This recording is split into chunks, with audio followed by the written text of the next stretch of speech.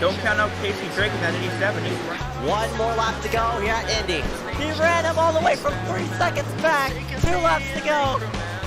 Oh, Matthew gets done. Oh, Matthew gets the apron around the striker. He spins right from the back. Huge wreck. The 2 flies up in the air. It's 3 wide. Oh, what a move by Derek. He wants to go. Tries to send him up the hill, but can't quite do it. Now between the two is 2 car lengths. Too little too late for Derek and Smith. Oh, clapping gets third! Clapping gets third! Oh my gosh! Side by side, 3 wide at the wire!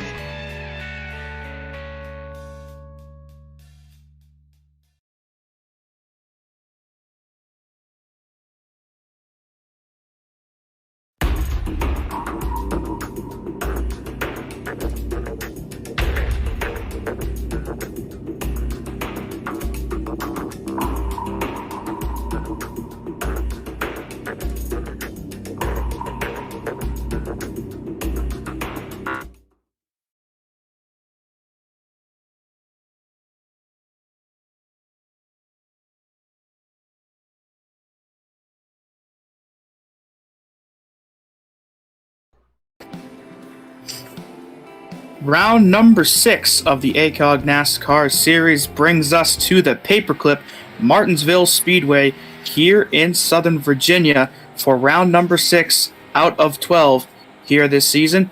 For EZECKIEL Reyes, I am Dewey Schramm. Welcome to tonight's broadcast, and we'll dive right in here and look at where the points are shaping up as we approach the halfway point here on the season.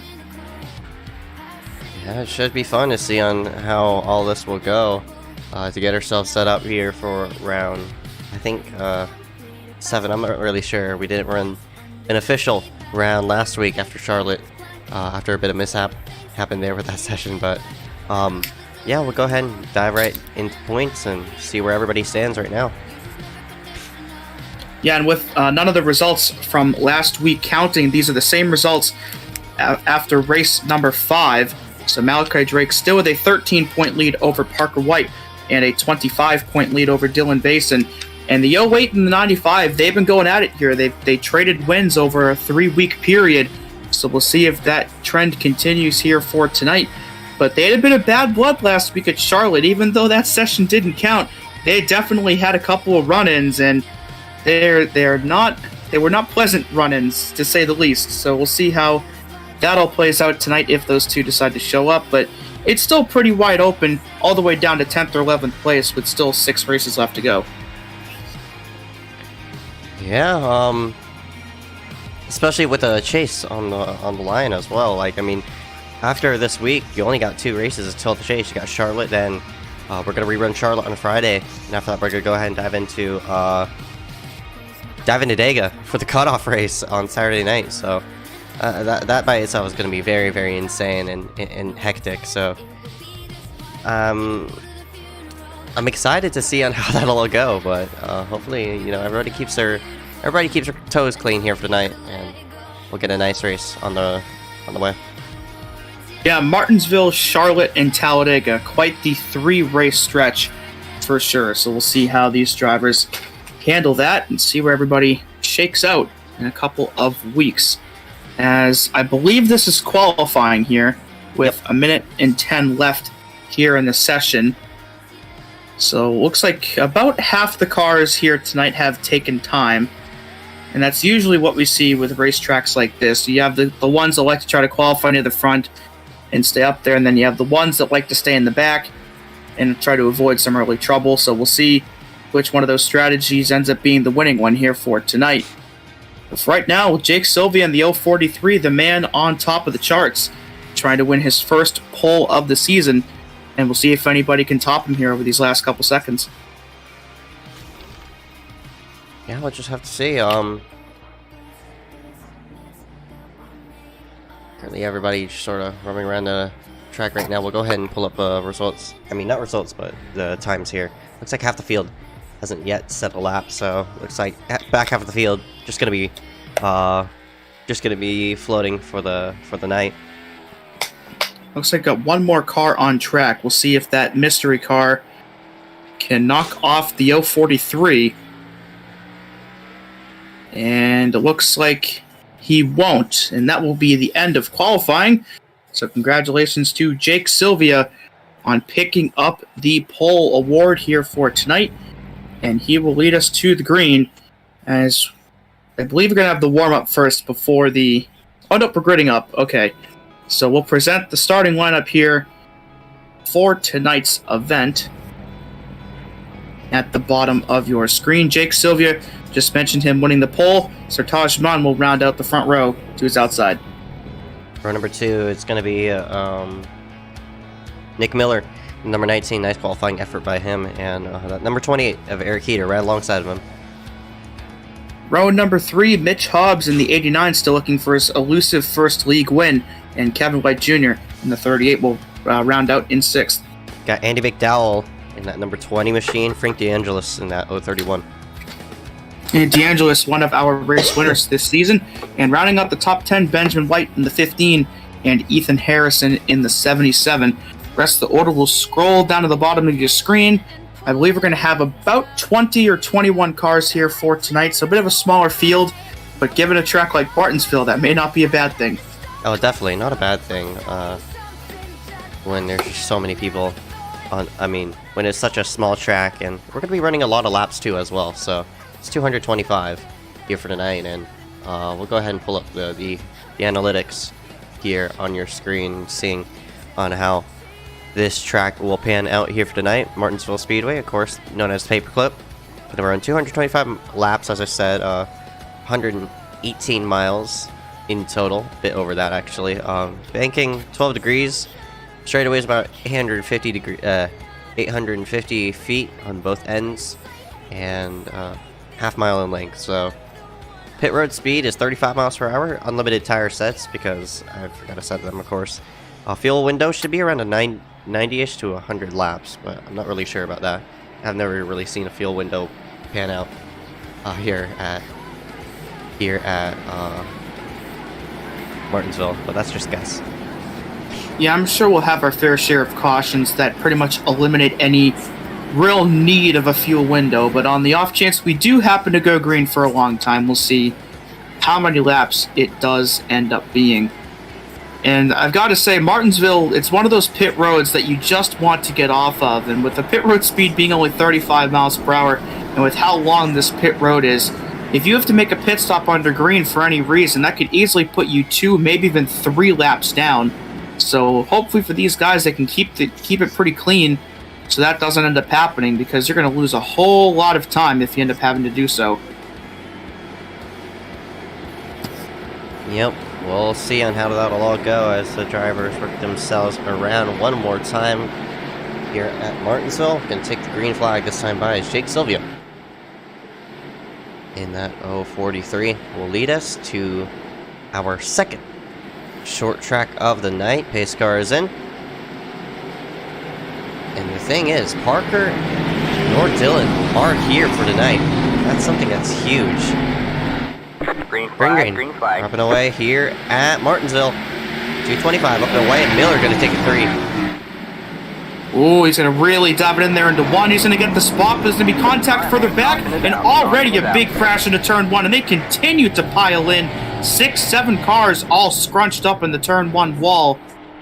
And that is not a great start here for the night. It looks like a couple cars are going to tow back to pit road. And we're going to look at this already. You see that good move there by Miller to take it 3 for the lead. And further back, somebody went in there really hot.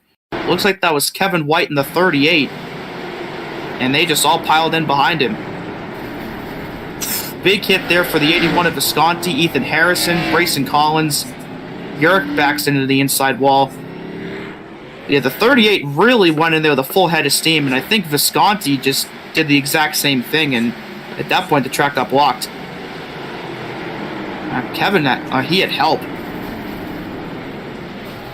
Looks like somebody got into the back of the 38 going into 1.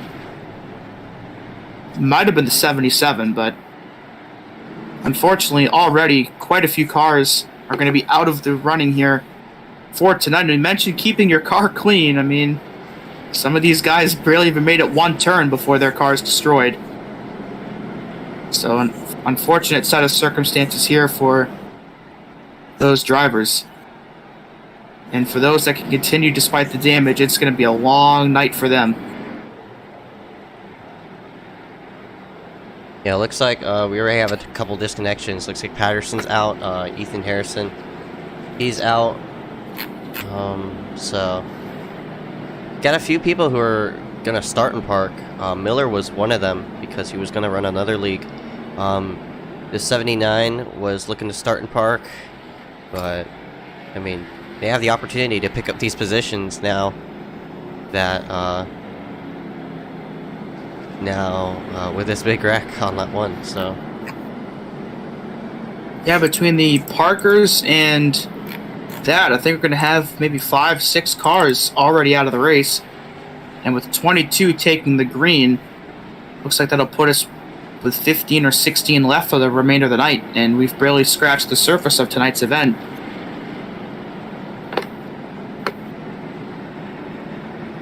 yeah, so I got Miller leading right now. It's ooh, looks like Ryan Kame was coming off of pit road and Brinkley accidentally was there, but yeah, in terms of people who are gonna go the distance, I'd say like 15-ish. Hopefully they could all make it to the end, but big lap 1 wreck, hard to see that. Schmidt's on pit road. I think, you know, we saw him with the starting car, Visconti, or he went. Schmidt disconnects, so. Alright, we'll try it again.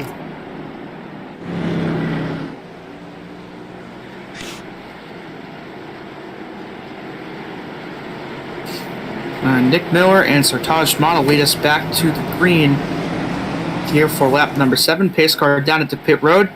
See the 19 trying to pinch the 49 a little bit to try to get a better run off the corner. And green flag is out, and he is successful. And into 1, you should get a pretty good exit here and clear for the lead. Have to see as it go down the back straightaway for the first time under green conditions. Sertaj got a nice, he got a nice launch off the corner. He might lead the lap here. Indeed he will. And he does. Got a great launch out of turn 4. And despite the inside line obviously being the preferred line, as it usually is on short tracks, he's doing a pretty good job of keeping it up there and keeping or holding his ground there with the 19. And we'll try to do the same thing right here, but it looks like Miller will beat him to the stripe this time around. Or not. Close. Yeah, Sertaj Still is doing. Oh no! And there goes the 19 hard into the inside wall. Heater gets tagged down the backstretch. Caution out once again. And our race leader now junked here out of turn 2. And he just washed up a little bit on the 49 and right around he went.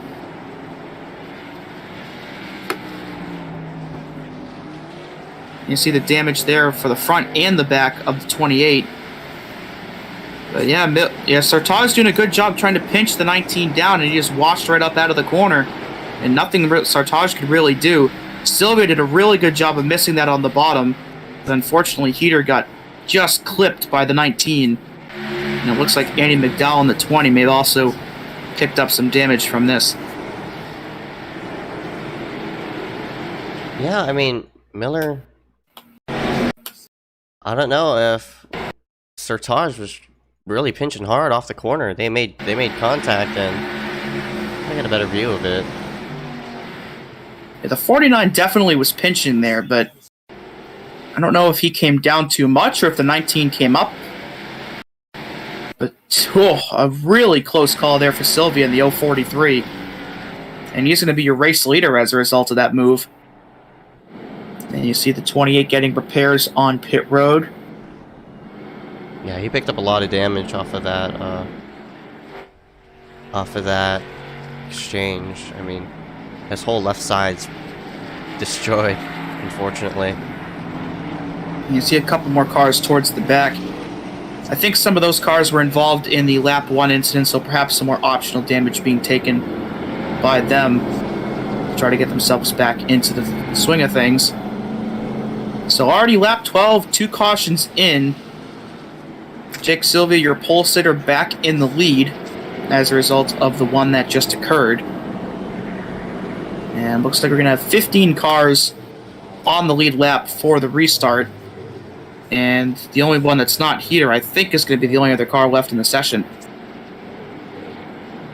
Big movers already in this race. Malachi Drake is up 11 positions, as well as David Bachman has worked himself into 10th, so...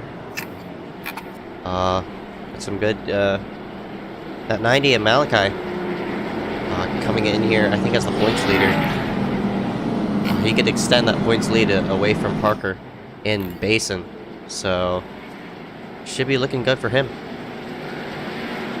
Yeah, and that's big for Malachi, too, because he came into tonight's race with that double-digit points lead, and with Basin and Parker White, the drivers in second and third, not here. If Malachi can get a good finish, that's really going to help him widen that gap and make it more difficult for anybody to catch him before the playoffs begin.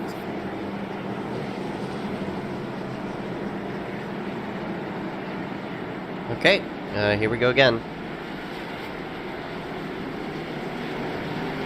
So a lot of racing in this right now. A lot of racing left. An hour and 10 minutes left of racing. We've still barely scratched the surface tonight. We already have almost a third of the field out of the race, so hopefully we can get a clean run in here and have most of these cars still running at the end. But Sylvia and Sartaj will lead us back to the green, and the 043 hits the throttle, and we're back underway. And Mitch really got caught off guard with that one, and another wreck off the restart. Hobbs goes around, and that's going to take out another 4 or 5 cars into turn 1.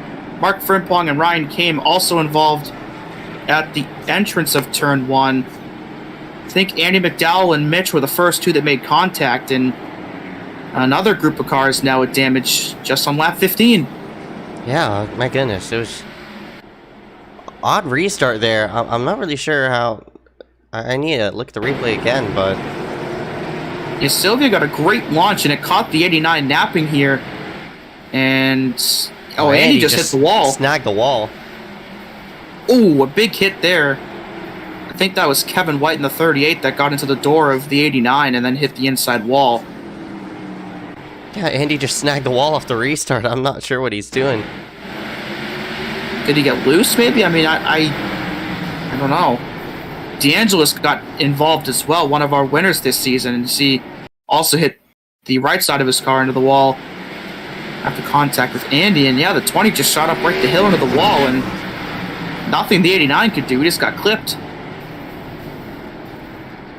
And there's Kame and Frimpong at the tail end of that. So quite the amount of beating and banging already, and we've barely still scratched the surface of this race. Yeah, Still over 200 laps to go, and we've got almost half the field with damage already. short track racing, I guess you could say, but man, very unfortunate to see a lot of people with damage. And for those drivers who are laying back, like I guess Ryan Kame. Well, it worked until right then and there. But you saw the damage he picked up. You see his rear end is gone now. Hop started front end. 5th, and now he's back in 13th, so he's going to fly onto pit road and hopefully get as much repaired. Here's the 84 Bachman. Looks like he's getting some damage repair. There's the 53 of Frimpong. You see the rear end damage on his car. Uric in the 6, he was involved in the first incident. In the 127. I'm actually not sure who that is. That's Darius Reese at Dadgar, making his return to racing here for tonight. Looks like he's taking 4 tires here on this stop. The thing about taking 4 tires as well is, I mean, Unlimited tire sets, yeah, why it's not? unlimited tire sets for tonight. So, there's no penalty for slinging to pit road as much as you can. I mean, when you're on pit road, you might as well just take the tires. Don't need to save them or anything. It's not very often you're gifted with the luxury of unlimited tires, so if they're there, I mean, why not take it? That's right. Kane's going to get a wave around. I'll put 15 cars on the lead lap. Heater in the 28 is going to disconnect. So we're left with 15 on the 15 in total on the racetrack right now.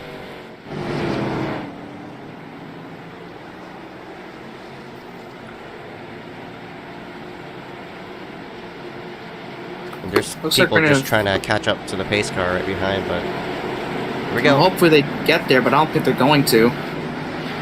Back underway here, another great launch there for Sylvia in the 043. Much cleaner restart this time as we head into turn 1. Malachi making a move there on Kevin White for third, who looks like he stayed out despite the damage he picked up. And he'll be under fire here for Blaze Brinkley in the 010 for that 4th spot here into turn 3. It's Benjamin A. White in the 15, who's sitting in 6th right now, trying to find a way around this 38 of Kevin White, who's pinching real hard. Oh, when he overcorrects and into the outside wall he goes. We stay green, but that's going to set the 38 back. And the 15, you see how scrunched in his rear end is. So, again, it's going to be pretty difficult to find a car in the field that has not picked up some form of damage so far in tonight's race. As the top 2 look like they're going to start to separate a little bit here from 3rd place Malachi. So these 2 cars look like right now to be the best out on the racetrack. Yeah, and heating up for the lead as well between Sylvia and Sertage. Sertage all over the backside of this 043, but oh man, Sylvia got a good launch off that corner.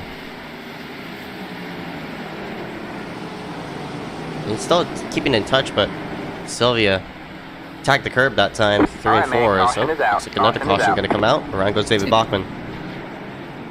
Looks like that is in turn 3. So caution number 4 here on the night, and he'll get it righted in the right direction and going again. And you see he goes wide there through 1 and 2, racing around Andy McDowell in the 20. And looks like he just came down on Andy and around he went. Did a good job of backing it down and not hitting the wall, but looks like he definitely did chop down to the 20 a little bit. Bring us under caution. That's a good time for Kevin in this number 38 to hit pit road. Of course, you saw the damage on his machine. Now he's going, I think, his first lap down now. And you might as well take the lap since there's like very minimal cars out in the racetrack. You're the only car 1 lap down. You might as well.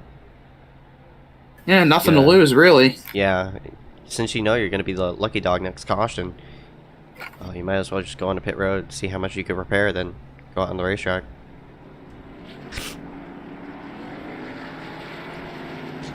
And you see came in the 11. I think that was Visconti down there. So a couple guys that was Tabor in the 8 actually, who picked up his first league win last week in the Street Stock finale at Charlotte.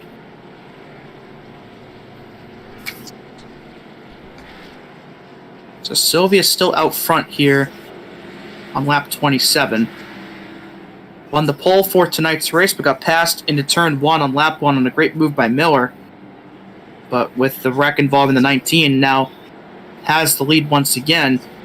And with this string of cautions, it's not really giving the other cars in this field much by way of opportunities to get by him. So I don't think the 043 really minds these so much. He's been fighting out that 49 of Sertage. Sertage looked like he was a faster car in the short run, but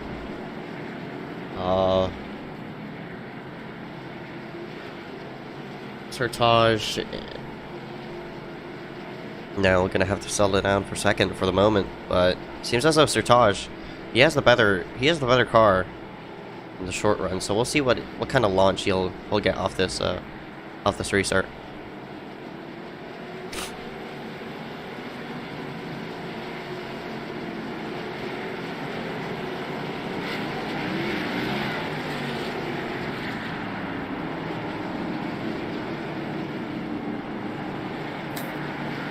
Here we go.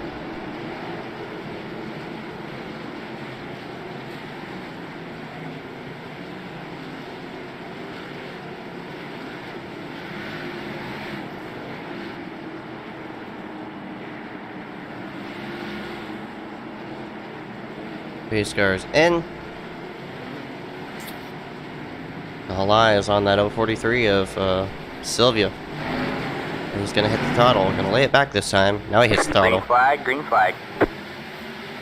That stacked up the couple cars further back as Brinkley will dive down to the bottom and try to take that second spot away from Sartaj as one or two cars went high there in the middle of 1 and 2 and put that 010 up into second place.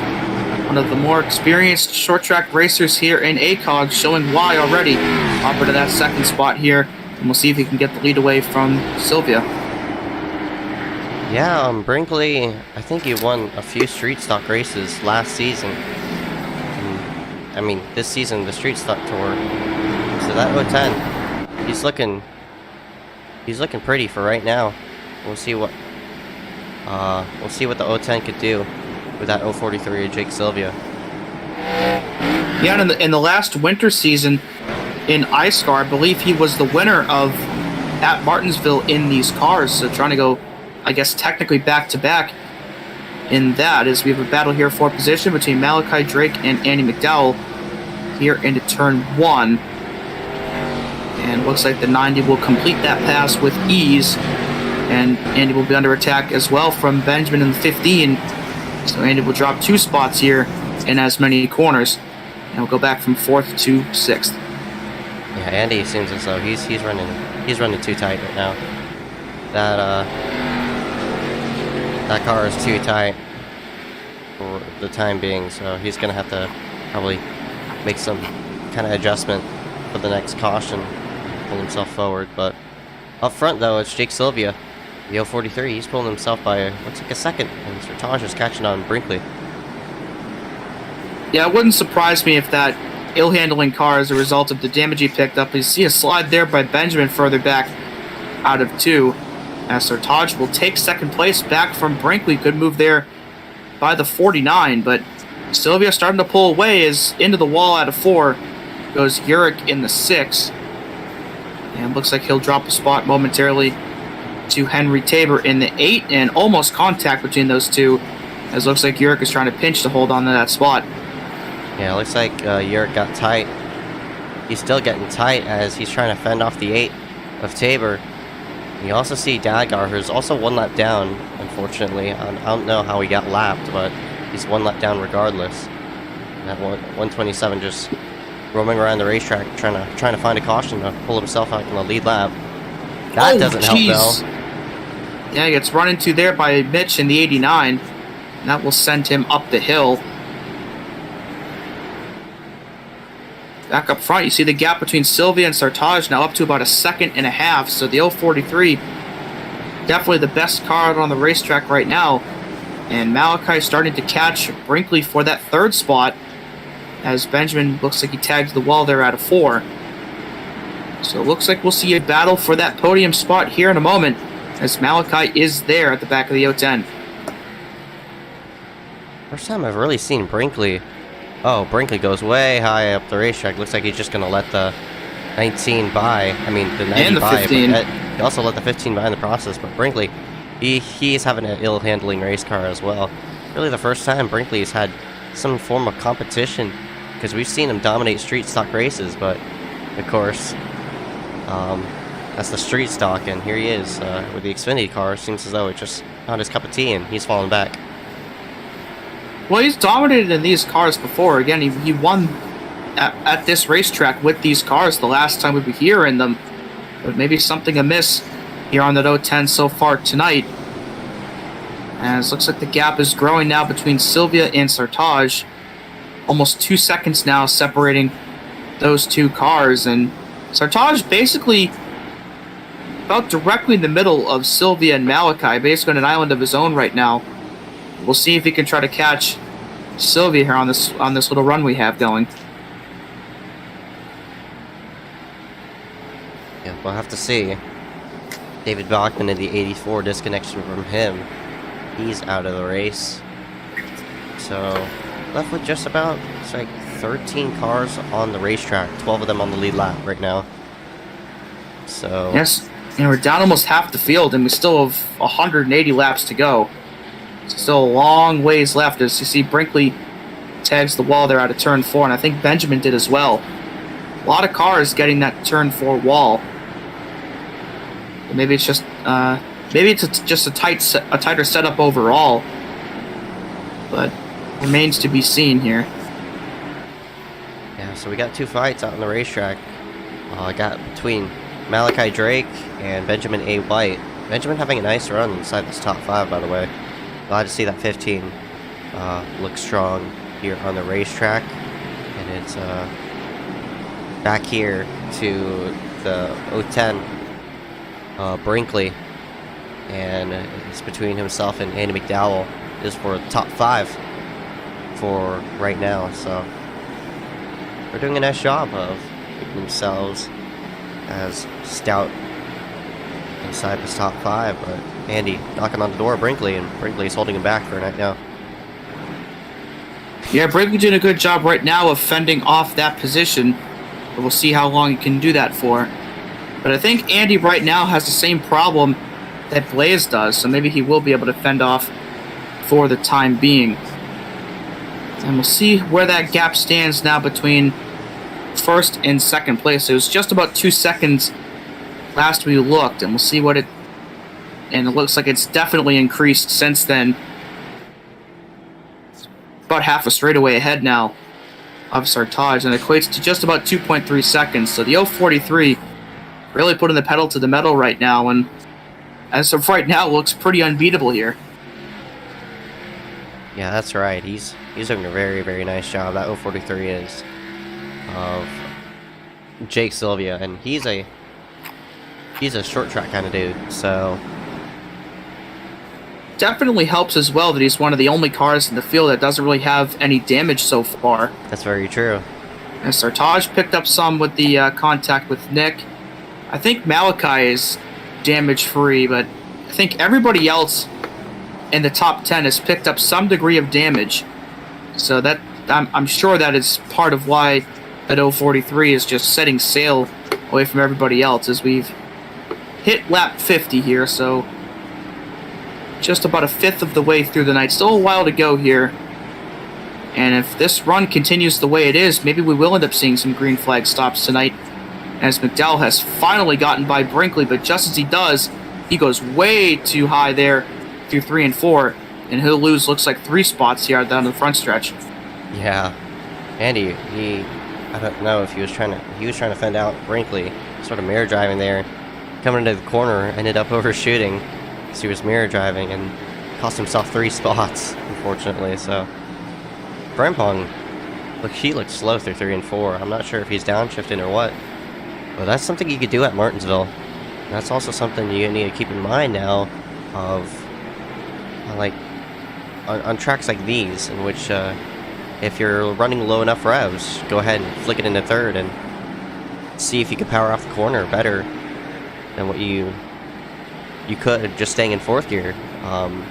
Tracks like, Truck Series at Gateway, I know they downshift there. You could do it in Phoenix in turns number 3 and 4. Well, it was turns 1 and 2. You could downshift there as well. So with the new next gen, it's going to be a 5-speed car. So basically, you might have to IndyCar it, in which you're downshifting in the corners to get as much as off the engine as you can.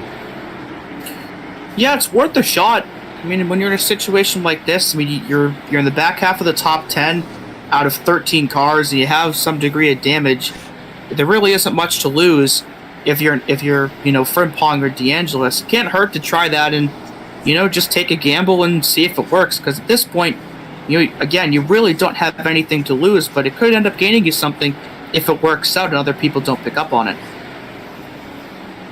Which you have to see, though, as the fight for 5th place is definitely brewing up big between Brinkley and Frimpong. Gotta mention as well, Brinkley is on older tires versus Frimpong, who's on 29 lap old tires, but Sylvia's gone by just about over 8 seconds over these people, so big slide there. I don't think Sylvia's come down pit road either, if my memory serves me right. So the gap between him and Brinkley just about 9 seconds. So Brinkley definitely, I think, is going to need a yellow here to get himself back into this. As battle for P9, Mitch Hobbs on the bottom, Henry Tabor on the top. And able to drag race here down the front stretch in their beaten up race cars. And the 89 will prevail in that battle. A bit further back, Ryan Kame and Max Urich, 11th and 12th. Looks like they're about to go a lap down to our race leader, Jake Sylvia. And assuming they both go down, that'll leave us with 10 cars out on the lead lap. And Sylvia, he's flying. My man is just on a mission. He's 3 seconds ahead of second place of Sertaj Mon. And it's another 5 seconds back to Malachi Drake, and then another 6 seconds back to Benjamin A. White. So people definitely gapping the field big time. Yeah, you saw Kame let Sylvia go there. And we got contact, and around goes the 010 of Brinkley. Caution is out again for the 5th time tonight. And I was saying that Brinkley might need a caution, and it turns out the caution's going to be for him. So we'll get a look and see what happened there with the 010, racing with Frimpong and DeAngelis. And looks like Frimpong got in there too hot and just punted the 010 there. Does a good job of locking it down like Bachman earlier, and didn't hit anything, but you can visually see the rear bumper damage now as a result of that contact. It's a good break for, I think, Ryan Kame in that number 11. He's gonna... Lucky dog. Yeah, probably get a lucky dog off of that, so... Everybody, of course, gonna take their chance to probably go on a pit road for the... I'd say the first time. Yeah, and I'm sure Sylvia's not too thrilled about that, because his 3-second lead is now a thing of the past. And he'll Sartaj right to his outside on the restart. And it looks like Urich in the 6 has elected to stay out, at least for right now. So unless he pits over the next 2 or 3 pace laps, looks like he may end up being the race leader. And Brinkley is going to be a beneficiary of this as well, despite just spinning to bring out the caution. He actually beat Sylvia and Sartaj off pit road. So if Urich ends up pitting, Blaze may end up restarting the leader here. So it's a bad break, definitely turned into a good one here for Blaze.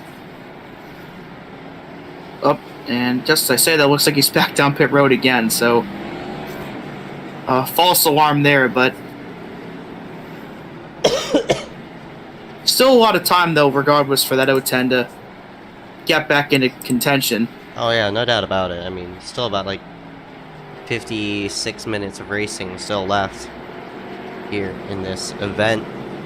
Got 161 laps to go this time by, so... And still a lot of racing left. Right. Yeah, that's the thing about Martinsville. It's like, you know you've been words hard. You know you've been racing for a long time already, but there's still that much of it left. It kind of feels like every time you complete a lap, another one gets added on the other end of it. It can be a really it can really bog you down as the night goes on. So we'll see how these guys handle that. But yeah, still quite a ways left. But that was by far the longest run we had of the night, so we'll see if we can follow that one up with another one here off the restart. Well, as well as... oh, excuse me, hold on. I mean, as well as 160 laps to go, and how many cautions did we have at Bristol? We had like 19 at Bristol. A lot. Yeah, we had 19 at Bristol. And I think we're at 6 so far tonight, 5 or 6. And that's honestly at a less pace than... We're having less amount of cautions per run right now than what we were at Bristol, so... If we don't get a lot of cautions, this race could blow by quickly. But if we get caution after caution, it's definitely going to be a snooze fest under pace. But here we go again. Sylvia on the throttle. Green, green, green. Back underway here as Benjamin and Andy both got the wall out of turn 4, but they will keep it going. And Mitch and Frimpong almost make contact as Andy goes way up the hill through 1 and 2. You see him struggling to keep or hold on to that car back there, and there goes the 53 off the bumper of the 89, and that will be a caution once again. Yeah, man, Frimpong was running 5th at the time. Across the start-finish line. Around he goes. I don't know if he got help. Well, go ahead, take a look at what happened through the corner, and he was finding out with the 89 at Hobbs there for the moment, so worked themselves through the corner, and ooh, yeah, Ooh, and there he goes. got help. I mean, take another replay at it. Right about Frimpong's left front was already locking up coming into the corner. He was definitely trying to force himself down to clear that 89 of Hobbs, but unfortunately Hobbs already had the line going through, and Yeah, it looks a bit like what happened with Bachmann earlier. So that'll put Frimpong on pit road for 4 fresh tires as a result of that spin. And we'll line them up and do it again. yep. So Ryan came multiple laps down. Not really sure. Oh, looks like Kame had just fell through the session. So we'll see if the 11 could work himself back onto the racetrack. But now we're left with 11 drivers here for the moment.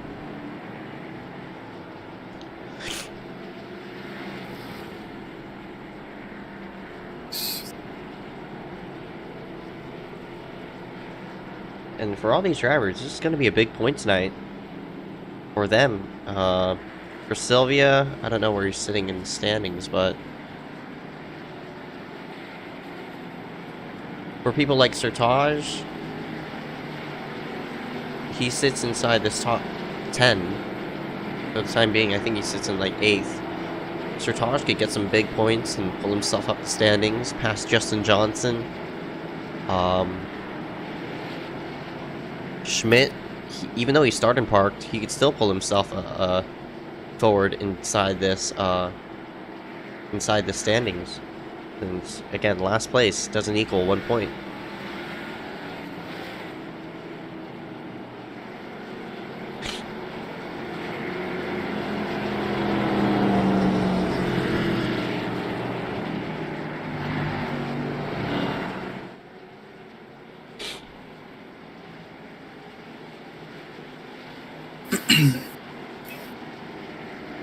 And we're going to get the 1 to go here. 72 laps complete so far tonight. 6 cautions so far here in the event. Jake Sylvia, your pole sitter, still out front. Sertaj Ma and Malachi Drake, your points leader. Benjamin White and Blaze Brinkley on out your top 5 here for the restart. Here we go.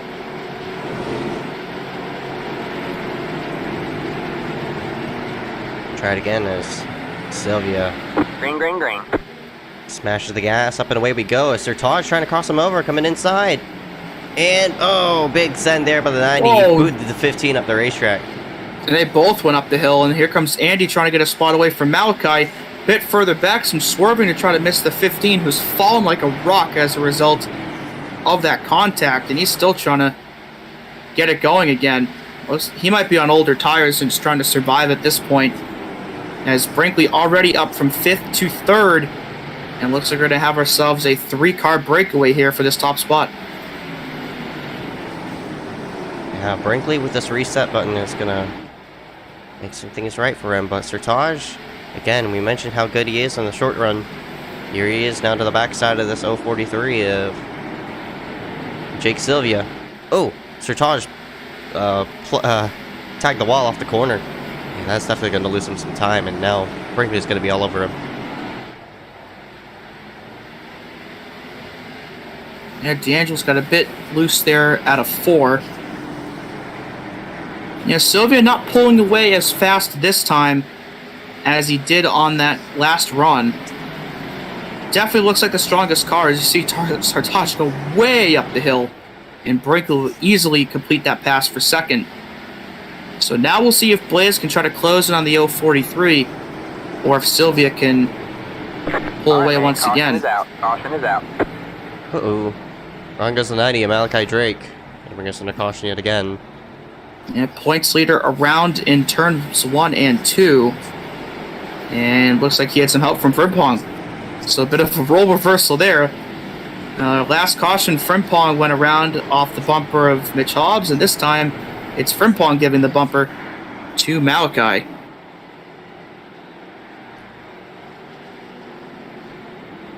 And looks Sylvia's like gonna the hit leaders. pit road. Wow. Ooh! Sylvia split hits strategy. pit road. Brinkley and Sartaj do not. And we'll see how many other cars stay out. And most of them do, so this is going to set Sylvia back in the running order. Looks like to about 6th or 7th place. So interesting call there for the 043. Yeah, I didn't see no reason for Sylvia to hit pit road. But it'll cycle out Brinkley to the lead.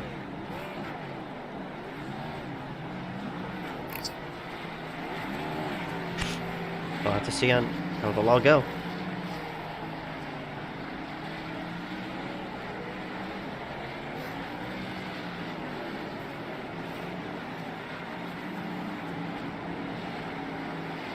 Oh, now another wave of cars hitting pit road. This is Malachi, got Tabor on in, and Uric. There's the pace car.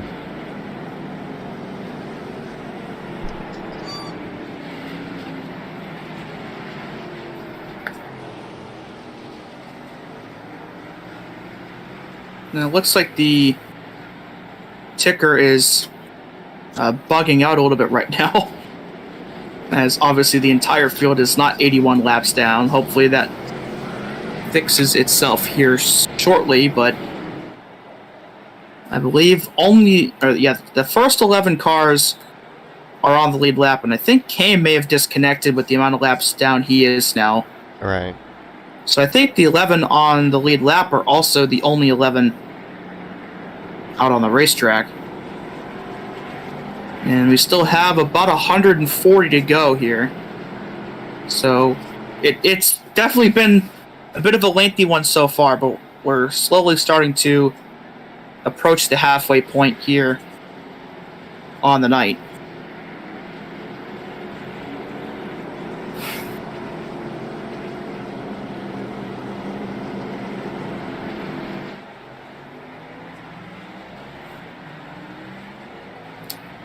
Now we're just having simple spins. The only big wreck we've seen was that lap 1 incident, or as well as that backstretch incident with Miller and Andy. But otherwise than that, haven't seen some race-ending wrecks. Just simple, tap and spins, unfortunately. I mean, fortunately, I'd say.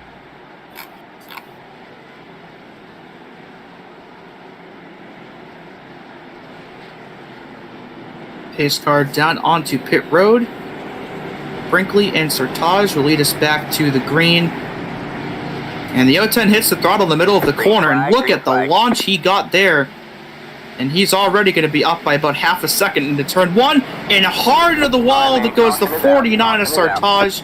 Andy McDowell got in there way too hot.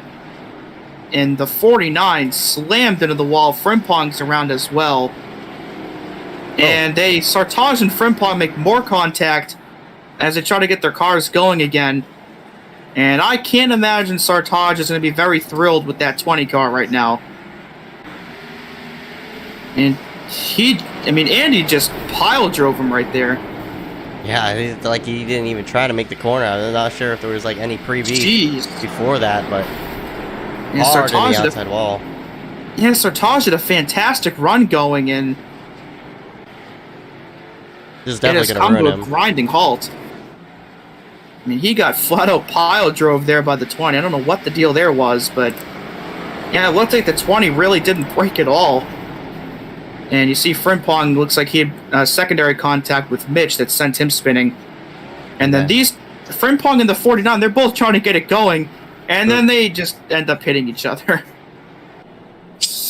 Bad night gone worse for both of those cars. But a really, really tough break for Sertaj Manu. It's such a great run going.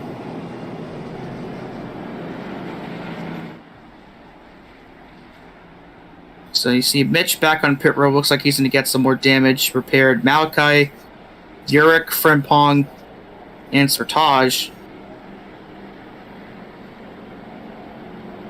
Yeah, if I do not know what the deal there between the 20 and the 49 was, but if I'm Sertaj, I am definitely not too thrilled at all with Andy.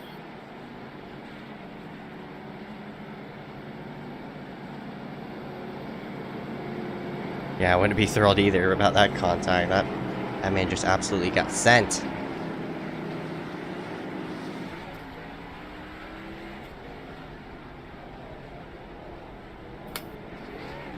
Not only that, I think Andy honestly received the worst end of that.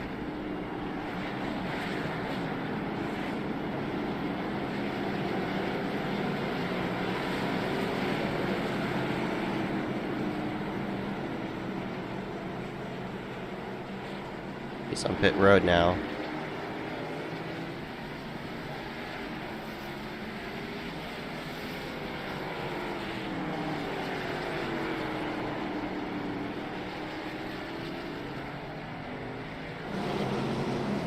Poor Frimpong was sort of all by himself.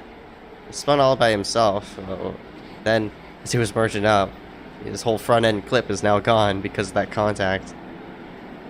Yeah, joining the many cars that are in that boat. So Brinkley will still be your leader on the restart. DeAngelis is now up into second. Henry Tabor, who scored his first league win last week, is all of a sudden now in third place. Benjamin's in fourth. And looks like Sylvia now back in the top 5. And so with the field whittling down some more. DeAngelis just blinked out. Oh yeah, now he's gone, so that's going to put the 15 up there, and a really jumbled restart's going to end up happening as a result. So Benjamin now up into P2, and now Yurik on the high side, he was supposed to restart 6th, and now he might get third away from Tabor. And yeah, I think DeAngelis might have just totally blinked right out of the server from second place. Oh. And Tabor gets tight, and he's going to get hit by the... oh boy. He got hit by Sylvia, and now Sertaj and Yurik go around in the front stretch. Malachi got some damage as well, and Sertaj's great night has gone even further south now. As another caution here on lap 91. But Henry ran high into 3 and moved to the 6 up the hill. And I think Sylvia got into him trying to get by, and that set off a chain reaction of events here out of turn 4. Yeah, the 8 definitely got hot. The 043 saw the opening, really may not have been there.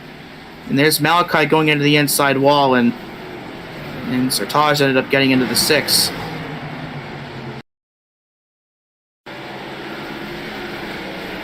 Woof. I think Sertaj was trying to gun down low, and well, I think he could have let off and gotten through that. That may have been frustration more than anything else. yeah. Because I think he definitely could have slowed down here and probably gotten around the 6, but that may have just been taking out his frustration, perhaps. Definitely. Oh, man. So Brinkley's still the leader. I think Sylvia's going to be third now as a result of that. I believe McDowell has either disconnected or is still sitting on pit road. Brinkley hits pit road, speaking of. Sylvia joins him down there. Benjamin also, he's not appearing. He might have fell through. Yeah, you see DeAngelis already 4 or 5 laps down now. Yeah, Benjamin just fell through.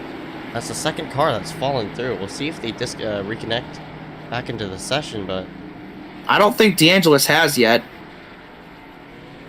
And no, looks like the ticker has, so the ticker has finally fixed itself here, so now the positions are showing properly. yeah, it looks like Benjamin, he's gonna fall through. He's not appearing anywhere. Wow. I got a lot of people falling through for not sure. It's the second person that's fallen through the session within this small time frame. Not sure if there's some type of server issue right now or what, but yeah, there goes Benjamin. But Benjamin falls through. Yeah, second time in 3 laps, the second place car fell out of the server. So, just like that, we thought Sartage's night had gone from great to bad to worse, and now he's leading the race. I did not think that almost halfway through this event that a car that looks like that would be leading the race, but sure enough, that's where we are now. Mitch Hobbs in second with a car that's just as beat up as the 49s is. Frimpong third, Yurik fourth, and it looks like Brinkley will line up fifth after pitting under this yellow. And you see Tabor's now down a lap, Benjamin's down 2. I don't know if he's reconnected to the server yet. Hasn't. And DeAngelis is 6 laps down. I don't know if he's come back in either. Oh, yeah.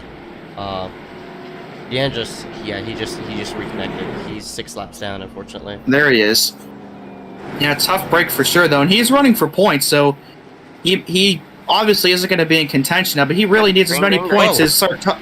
And what? Oh, that was an odd restart. I'm not really sure about that. If Sartage... Did the 49 just blow his shift or something?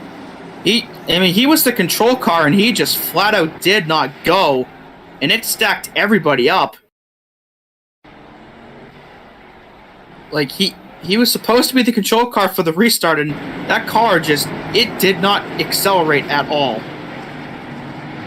He went and then just stopped, and then Frimpong got turned, and I think Mitch ended up back there because he had to slow down, because he probably would have gotten penalized if he beat Sartage to the line, so that just stacked everybody up and sent Frimpong spinning again. That's like the 4th time he's been around tonight. And Max Yurik is now your race leader, as he, I think, avoided that whole thing. Yeah, I'm not sure if Yurik's going to be crowned race leader or what. It's just an odd situation. He might be crowned race winner at this point. I mean, there's next to nobody. Like, all these cars are just so damaged. Similar like what we saw in the next-gen Martinsville race. Just not a lot. Started with 25 people, left with 4 at the end. I mean, Brinkley's car is almost spotless besides the contact from Frimpong from earlier. And I think Sylvia is the only other car that has next to no damage. Everybody else that's left pretty much looks like that. And it looks like these two are waiting for the pace car to catch up here. So the free pass, I believe, is going to go to Tabor in the 8. And that'll put 8 cars on the lead lap. And then DeAngelis, the only other car out on the racetrack, still 5 laps down. So he's going to need literally 5 cautions to get that back, or get himself back on the lead lap. And with the way this has gone so far, he might get those 5 cautions. Yeah, I mean, we've seen people come down from multiple laps down to get back on the lead lap. I saw Schmidt do it when he was 5 laps down at Talladega, out of all places, and got the lead lap there.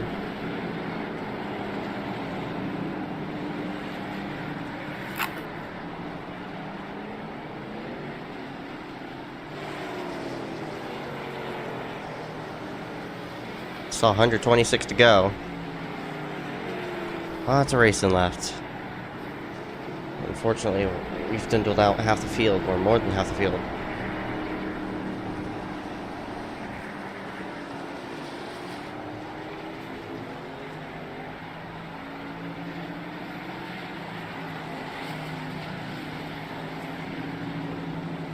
Here we go again.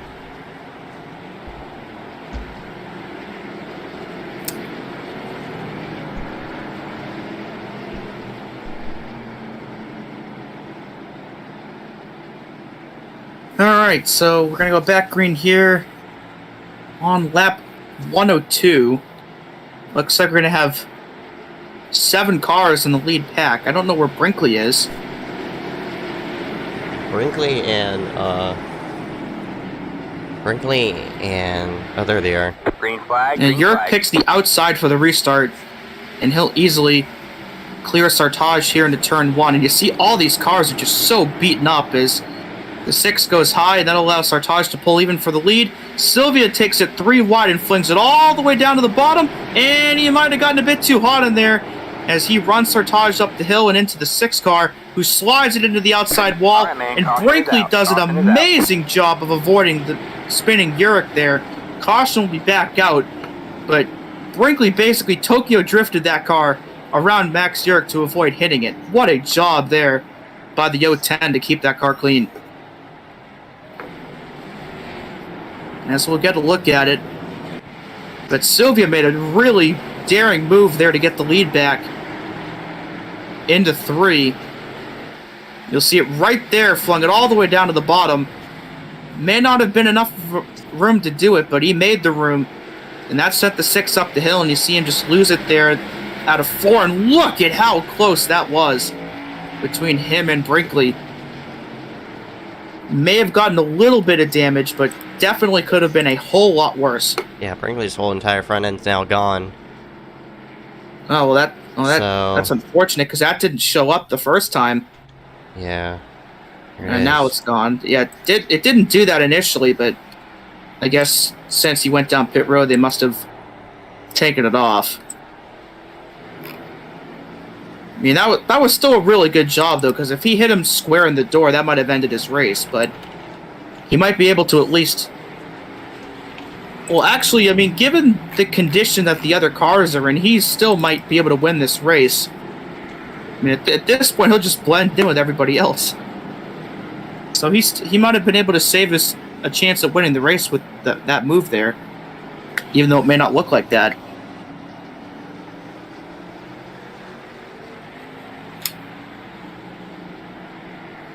Definitely been a race to forget for a lot of people so far with all the damaged and destroyed race cars we have. As you see, DeAngelis is now only 1 lap down. He was 6 laps down, and now he's only 1 lap down. I don't know how we did it that fast, but I think it would have taken another 2 or 3 yellows to get all those laps back, but somehow that only a lap down. As we're still a couple laps short of halfway.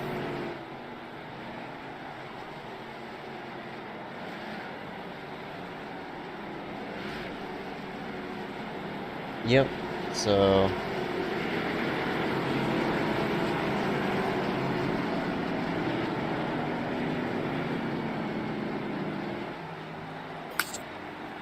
we just got 1 to go. I mean, there's only 1 car left. I mean, actually, a couple cars left with a front end or front clip.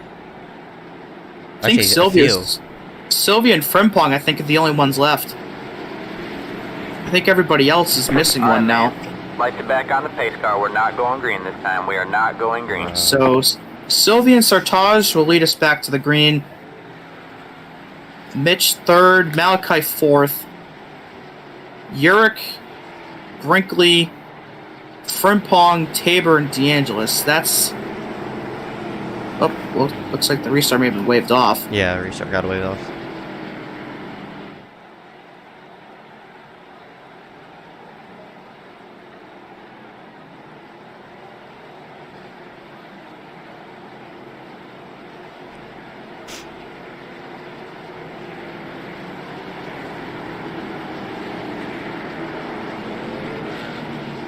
All right.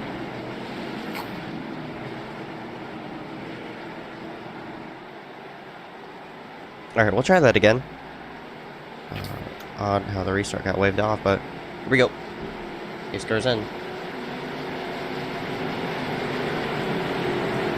Less than 125 to go. Sylvie going high yet again. Hit the throttle this time. Green flag, green flag. And he gets the good launch on the bottom. We saw Brinkley do that earlier. Now the 143. Oh! And Mitch and Malachi make a bit of contact, and up the hill goes the 90. And that's going to set him back, looks like 2 or 3 spots down the back. Even though Sertaj is damaged, I mean, he's definitely making a run. He's making Sylvia run for his money right now. Doing everything he can at this point. As you see Brinkley make a move there on the bottom for P3, and he will complete that pass on Mitch Hobbs. So even though he just lost his front clip, definitely still some speed under the hood of that 010. Well, was under the hood, but now definitely visible. But regardless, now up into third place once again. Bit of side-by-side there between Tabor and Malachi, as you see the 90 still struggling here off the restart. And that will be for 7th place if Henry can complete this pass. See DeAngelis right behind. DeAngelis is 1 lap down. Worked himself back on now 1 lap down because after that disconnection issue. If he catches a caution, well, go ahead, put him back on the lead lap, and that's all he'll need to do to put himself back in contention. But got a fight here for 3rd brewing up. So between Brinkley and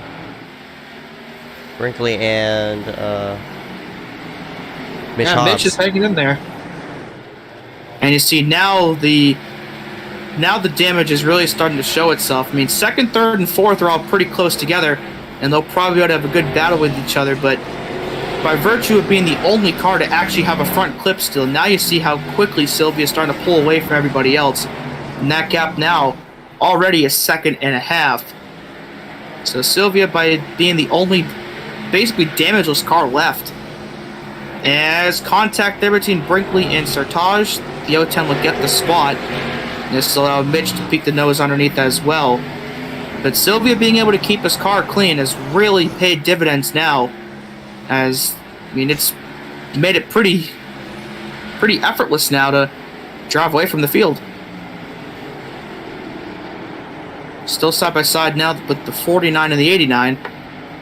Mitch doing a good job on the top side. May have tagged the wall there out of 2. And enter Frimpong into this battle. He might take it 3 wide for 3rd. And looks like he's going to. That's not... Well, somehow it did work. I didn't think it would, but he made it work. Up into 3rd goes that 53. And his front clip is also gone as well, so I think that leaves Sylvia as quite literally the only car left with the front end. Yeah, I mean, Malachi too has a front end, but he doesn't have a hood. He got damage off the front edge. He's got the inverse of everybody else. DeAngelis too. And he started with a field of 22 cars, and we're down to 3 that have a front end still. I mean, Right, I don't know. Caution comes out. And it's Urich and Sertaj who was just up there. I can't believe those cars are still rolling, to be honest with you. But we'll see how this caution occurred here. I believe this is the 9th or 10th one now here on lap 119. Oh, Sertaj had already... And what the...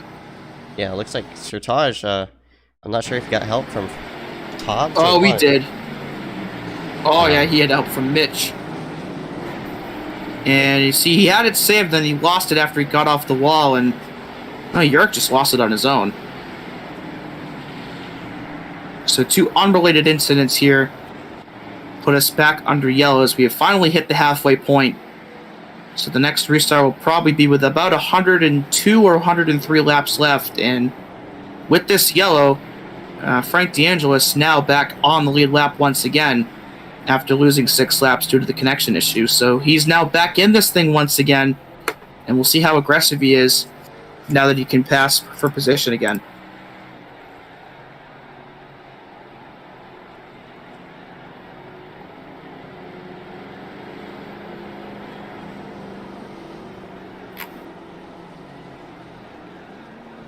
Right. So everybody hit pit road besides Sylvia. Sylvia's going to be up against everybody with fresh tires, so it's going to be interesting.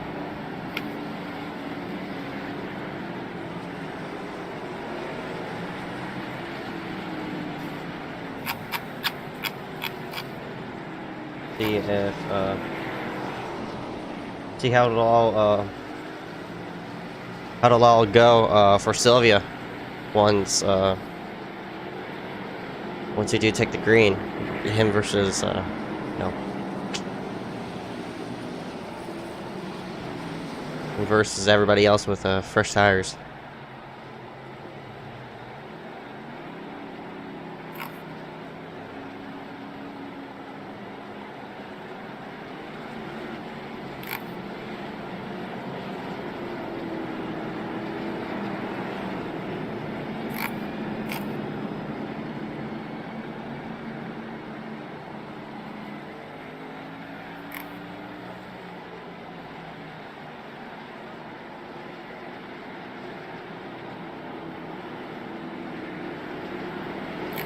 All right.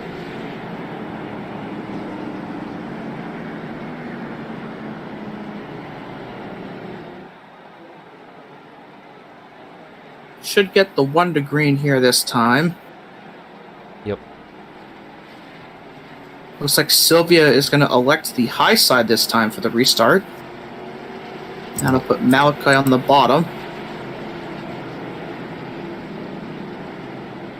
Looks like Sartaj, despite being involved in that incident, will restart third. And then it'll be Urich, Brinkley, Hobbs, Frimpong, DeAngelis, and Henry Tabor in the 8. We'll see if he can catch up here before the restart. And Sylvia will hit the throttle. Looks like he's going to wait a bit longer here. Green, green, green. He hits it on corner exit, and a good job there. As he'll clear before turn 1, and will easily hold on to this race lead. You see, Sylvia looks like he likes to wait till about corner exit, whereas we saw Brinkley earlier. He hit the throttle in the middle of the corner, and there goes Urich around and yellow once again. Here coming to 100 laps to go. So a varying strategy there in terms of when they like to pull the restart. And we'll see what happens here with the 6. And looks like he had some help from the 53 of Frimpong. And I still cannot believe that car is still functional. I can't believe any car, every guy except for any car besides Jake's, really. Yeah. Everybody's still somehow functional.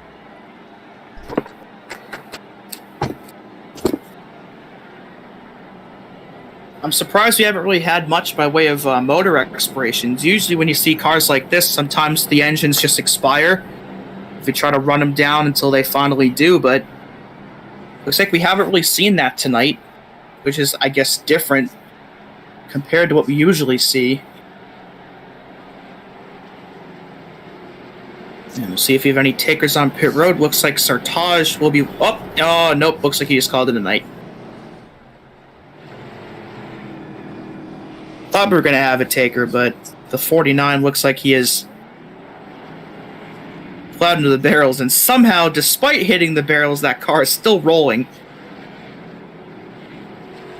As Tabor and DeAngelis also hit pit road, as well as Urich.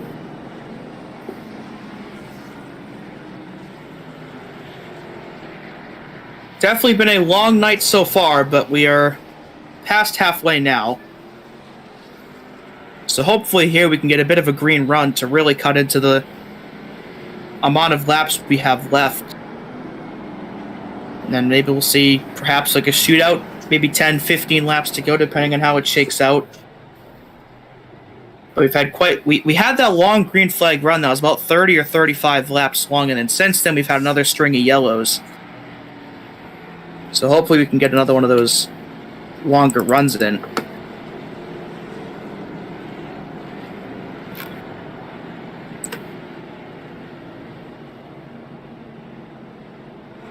We shall see.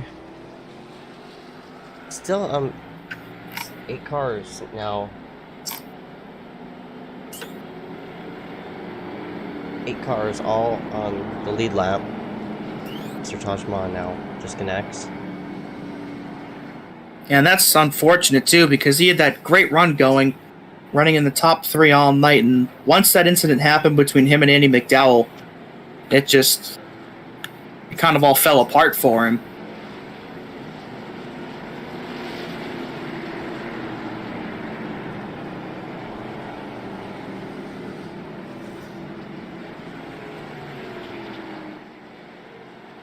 All right, here we go again.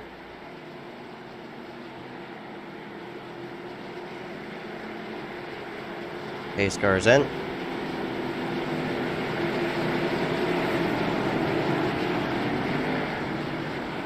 And Brinkley was very peak in 3, and looks like Sylvia's gonna elect to stay put till the front straightaway and get a good jump because of it.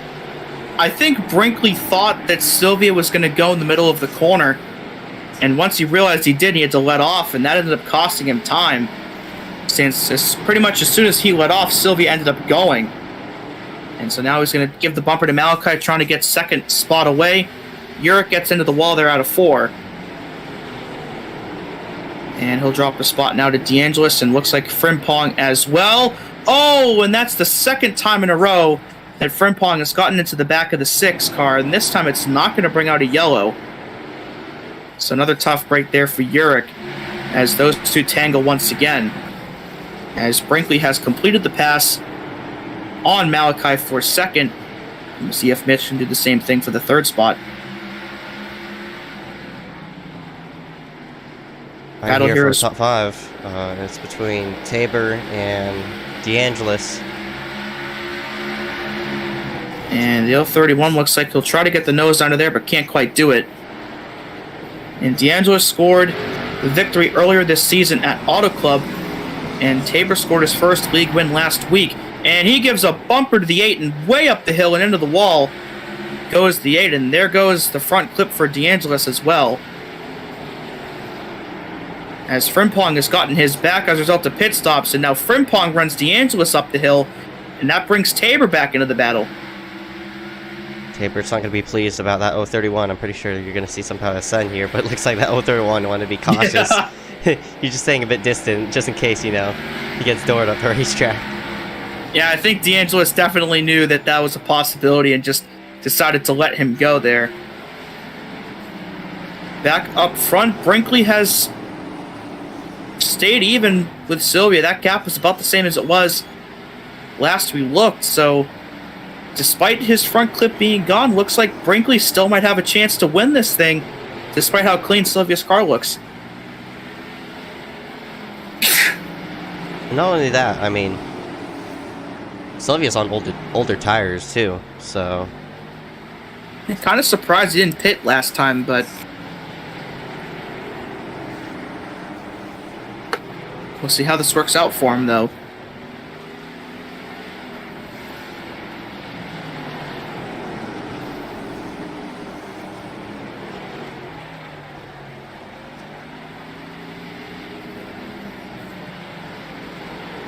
Here he goes. Brinkley to the inside. For the lead. For the lead. Side by side down the back. Malachi in the 3rd spot is going to be watching this battle play out as Brinkley doors Sylvia up the racetrack. Oh, Sylvia's not going to be pleased about that. I don't think Sylvia's going to be too pleased about that, but with him being on older tires, I don't know if there's a lot he can do about it. You see, he really sent it in there that time, and now, since he sent it in there, he doesn't get as good of a run off the corner. And this is where we're going to start to see the tires play a role, despite the damage to the 010. And I think at this point, Sylvia's going to need a yellow to slap 4 fresh tires on that car. Because even though his car is relatively damage-free, with his tires being older, it's still going to allow the 010 to likely pull away here. I'm not sure how the long run's going to play out for Brinkley. Since Brinkley is, he's missing the front end. I'm not really sure if it's going to hinder out his long run. And after that, both of them are going to be equal. So, well, we'll have to see. Well, even if that's the case, even on the longer run, Brinkley will, they won't be fresh anymore, but he'll still have fresher tires than the 043 will. So we'll see how much of an impact that ends up having, but if I'm Sylvia, I want to caution now.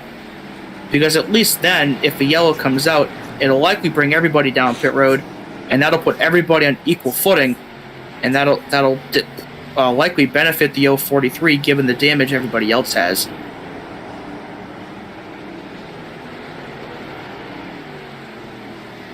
Malachi is catching up to the back end of that 043. Even though Malachi doesn't have a hood. And usually hood damage is a sign of like some bad engine damage. And Malachi's staying put in third for right now. And you see how sideways that 043 is off of 4. He's definitely a bit too loose, and looks like he's gonna have to give up a spot here to the 90 here in a moment. Yeah, and it's been a great day for Sylvia so far. I mean, he won the pole, has led well, or almost every lap so far. But I'm sure given the condition of everybody else's car, I'm sure he'd like to put the least damaged car in victory lane. And despite this right now, he still has a very, very good chance of doing that. But again, he'll definitely benefit from a yellow if one were to come out. In terms of iScar and ACOG standards, there's never been a car who's won without a front clip. Might see that change today with Brinkley running up front, but I've seen it done before. I've seen it in a broadcast have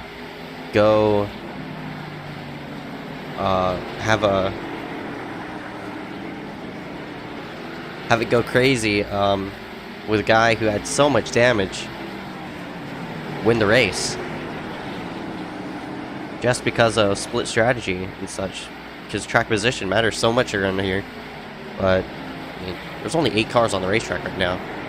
And that being said, yeah. I mean, if we still had all 22 cars out on the racetrack, track position would be a much bigger factor. But we literally have 8 cars left on track.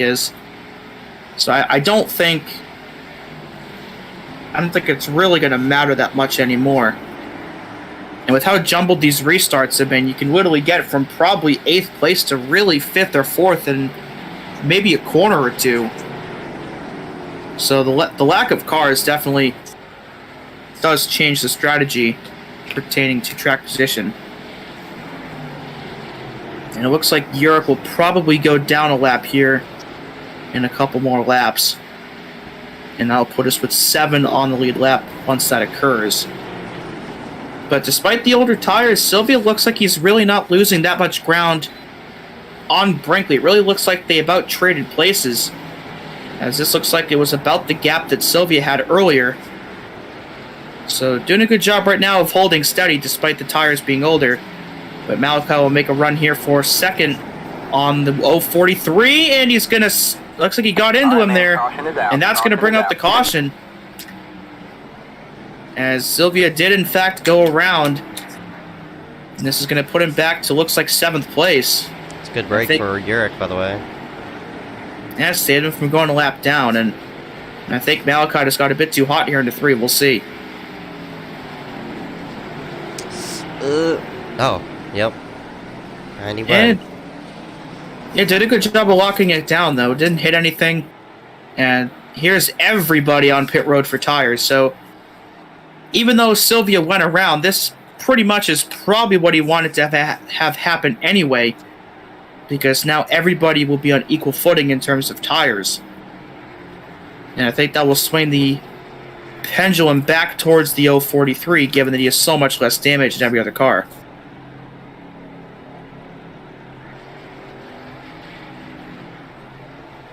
Yeah, not only was it a good break for Urich, it was a good break for Sylvia. Yeah, even though he spun, turns out it was a good thing. Sure, he wouldn't have preferred it to happen that way, but good break is a good break. Still left with 8 cars on the racetrack right now. Coming down with now less than 100 to go this time, so there's about 24 minutes of racing in total remains in this race.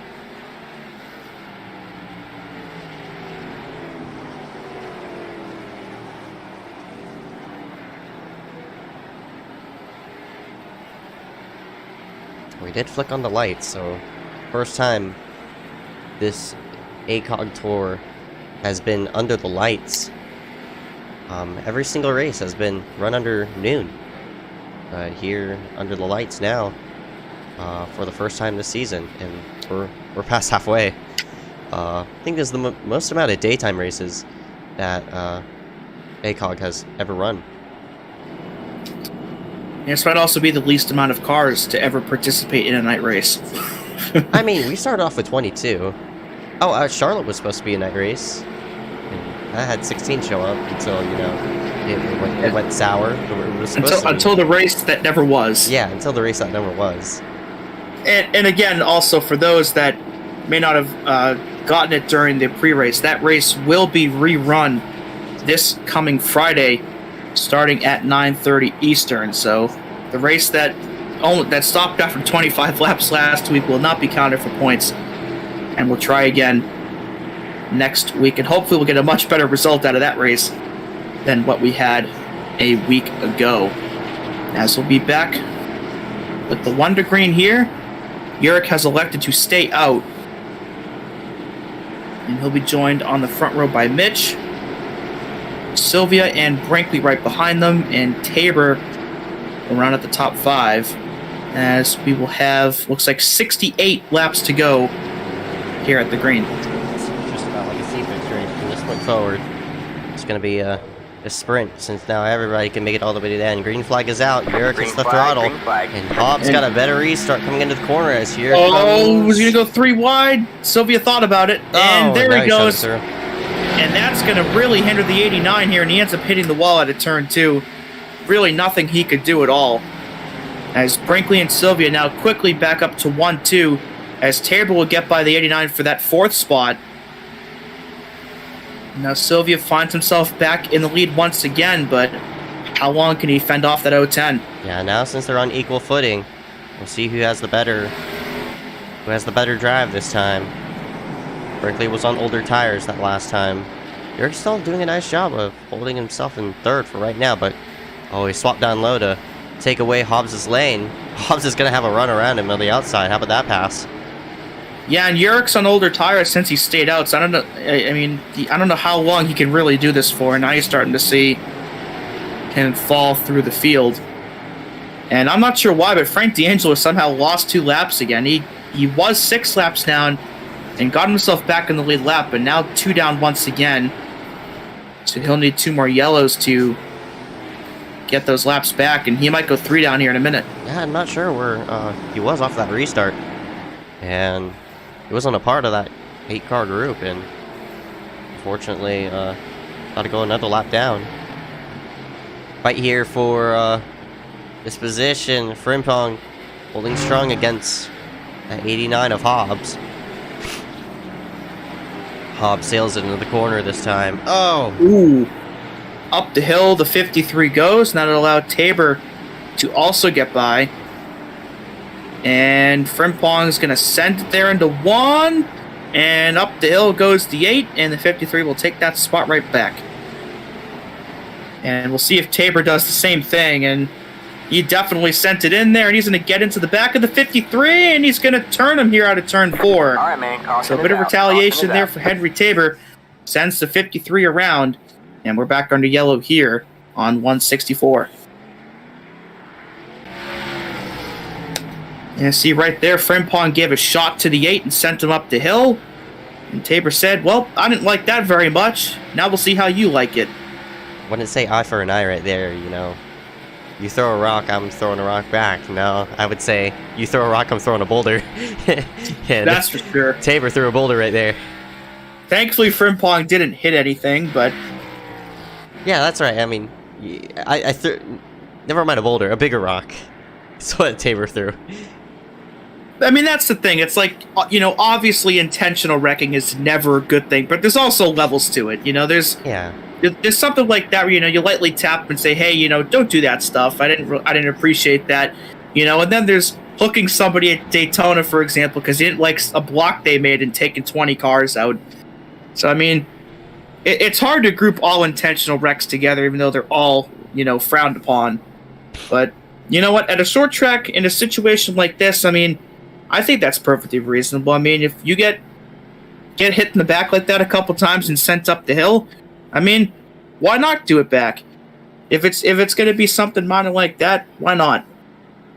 Let them know you didn't like it. Yeah, there's boys have at it, you know. Love us some boys have at it. With limitations, of course. Right. So running into somebody like full throttle under caution, that's nah. That ain't right. But Yeah, you know, that's... giving people that's a tap and, you know, telling them, you know, I wasn't pleased. Yeah, sure. Yeah, full throttling under caution, that's not very cash money. Not very cool.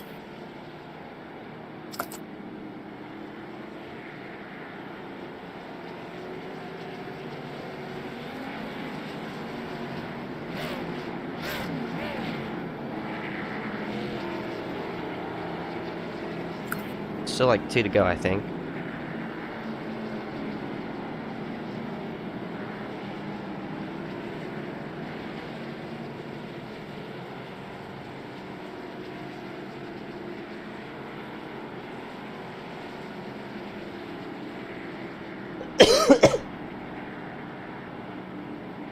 I do want to apologize, by the way, about my coughing and stuff like that. I am a bit sick right now.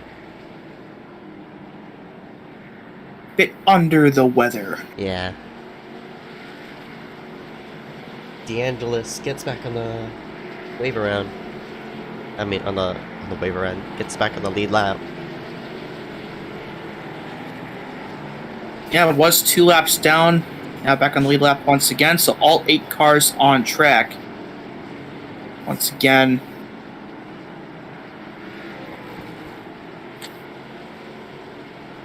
So it'll be Sylvia, Mitch, Malachi, Brinkley, and Urich, the top 5 this time.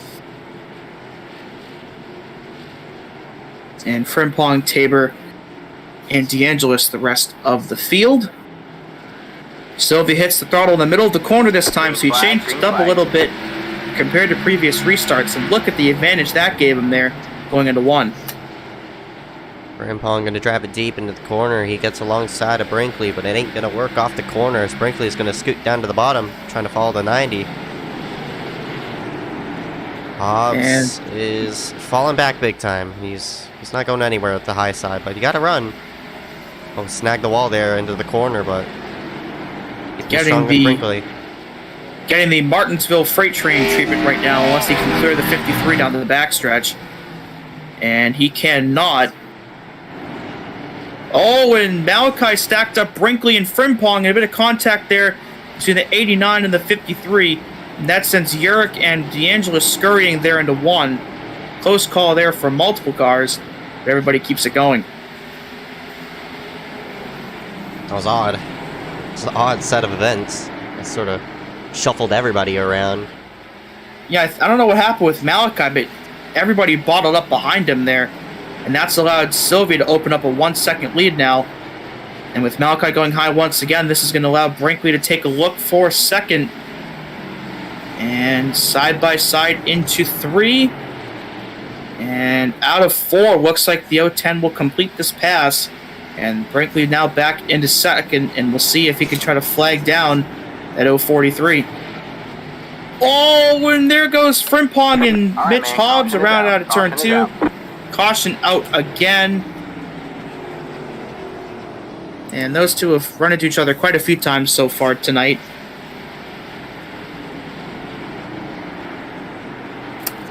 It looks like, this time, Mark had to check up just a bit because Malachi pinched down the corner, and as Mark turned down to sort of try to shut the door on the 89, 89 already nosed in there, and they both made contact. And now comes the interesting part. We're at a 50 to go with Mark. I guess now's the time to take on tires to set yourself up for those last 50 laps. Yeah, I think this is going to be where track position starts to make a difference again. You mentioned earlier how the field this small, much earlier in the race, it really didn't mean anything, but now that we're starting to get into the closing stretches of the race, mean, you're definitely going to want to have even if it's only 8 cars, you're definitely going to want to have the lead or at least second place on a late race restart like this. So I think now we're going to see the strategy start to swing back towards a priority on track position. And with Brinkley staying out, I think you're seeing just that now.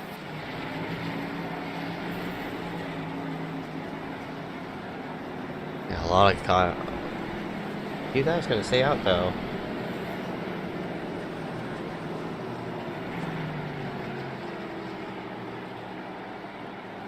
Curious, very curious on how this will all shape out for them.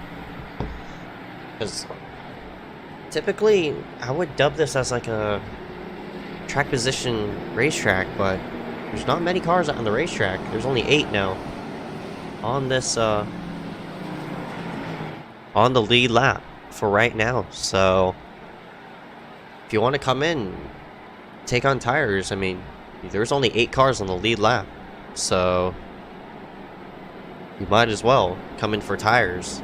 You're only losing 3-4 spots unless you're the leader, which will lose like 5 or 6 or up to 8.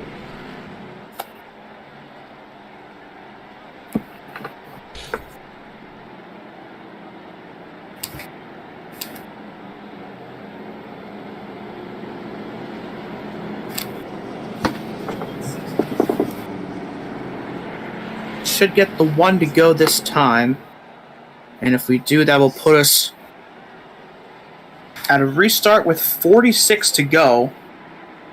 So again, starting to get into those closing stages. It's been a very, very long night so far, but perhaps a light at the end of the tunnel, for lack of a better term. But this time it'll be Brinkley and DeAngelis on the front row, Mitch and Malachi row 2, Sylvia and Yurik row 3, and Tabor and Frimpong in row 4. And we'll see where Brinkley decides to go this time. Alright. Pace goes in. Green. Oh, that was a Green bad flag, restart green for the flag. 89 of Hobbs. Yeah, that held up Sylvia a little bit. You saw him think about making it 3 wide there, but would have gotten black flagged if he did, in all likelihood. And now he'll make that move down the backstretch, and Mitch walks him all the way down. That was a risky move there by the 89, and it's the 043 not going to be happy about that. Yeah, now we But got it's under going to him. be all for naught, as Sylvia will have the run into 1 anyway. Yeah, but a very... Oh, and there goes Yurik. He just spun there in the middle of 1 and 2. No caution, wow. Yet. Well, looks like we're going to stay green. Second time tonight that Yurik's gone around like that, and a caution hasn't come out. Tough break there for him. As Brinkley's starting to pull away from DeAngelis. And at this point, with everybody a bit spread out, this might be where we see a green run to the end. And if that's the case, Sylvia needs to make this pass on DeAngelis as quickly as he can if he wants to have a shot to catch that 010.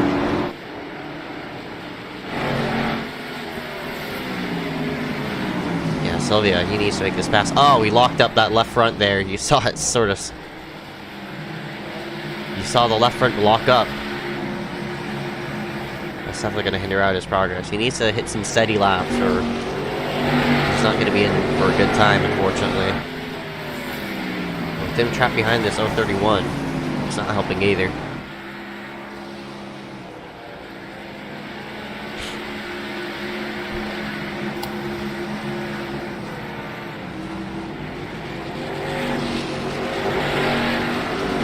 Both of these drivers pinned right to the bottom side of the racetrack. And DeAngelis, he hit the curb there. He hit the curb. We'll see if Sylvia can make something of it, or he's gonna have to resort to using his bumper. Yes, might be where it happens right here. I think DeAngelis just slammed on the brakes for a minute there. And that's going to hold up the 043. They're adoring each other here down the backstretch. And DeAngelis is going to give the bumper back. And Brinkley has got to be loving this right now. Because the more they do this, the more he can just pull away from the rest of the field. And they're still making contact here. They're not done yet. And Sylvia, if I'm Sylvia, I've got to be really upset right now because you know your car is less damaged than everybody else, and your best chance to catch the leader is now, and that really cost him some valuable time trying to get around that 031. Yeah, now the gap is 2 seconds between himself and Brinkley. Now with Frank getting moved out of the way, we'll have to see if Blaze, as you see Yurt go a lap down, if this is going to fall into Sylvia's favor. I mean, the gap is now back down to 2 seconds. It was 2.1 earlier, so Sylvia's definitely catching. He just needs to log in some steady laps, and still a lot of time to go. You'd still see a caution within these last 36 laps.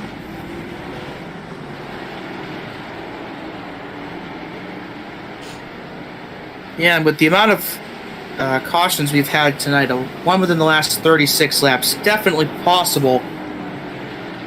As you see, Malachi closing in on DeAngelis for P3, as Sylvia has left him in the rearview mirror, but Brinkley's left everybody else in the rearview mirror. And I just don't know if Sylvia has the time to catch that 010 at this point. And it looks like Yurik, as a result of that no caution spin, has gone a lap down here. Yeah. So we're down to 7 cars left on the lead lap.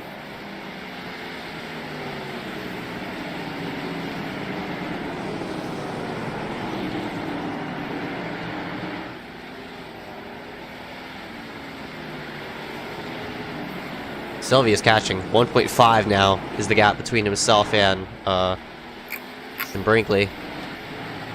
But they're stacked up from a third on back. You've got DeAngelis, Drake, and everybody else. Frimpong and Hobbs all lined up nose to tail. Any one of these drivers can make some type of contact, and there you go! Alright, man. Oh, I think Yurik was trying to stay up high to let all the faster cars go, and Frimpong, I think, just lost it under him. Caution back out, and that is huge for Sylvia. Yeah, Frimpong didn't even hit anything. Just straight up self-spun right up off the corner, but I had a bit of distraction there with a 6 of Yurik. Yeah, you could definitely tell the 6 was doing his best to stay out of harm's way. But I think he just ran out of real estate trying to do that. Oh, I don't know. Yeah, just try to stay up high and stuff.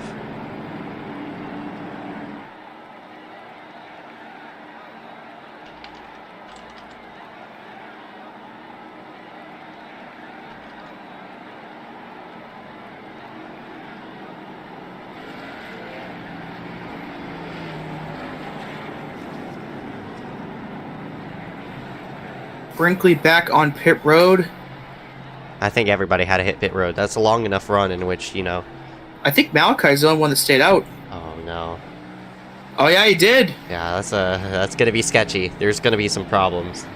That's a bonus point though for him as he tries to keep the points lead. I mean, he will keep the points lead, of course, since nobody near him showed up to the race tonight, but can't hurt to still try to get as many points as possible.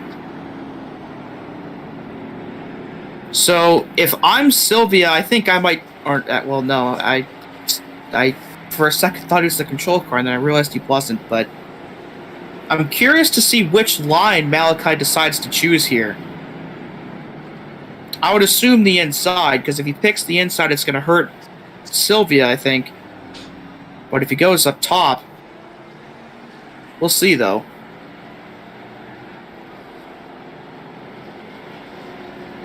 If this goes green all the way, I think the line that Malachi chooses may end up deciding the race winner.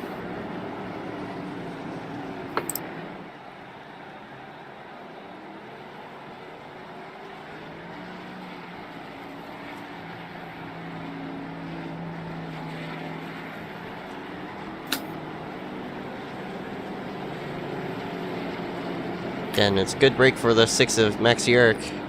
Now on the lead lap. I mean, now grouped up with a pack yet again.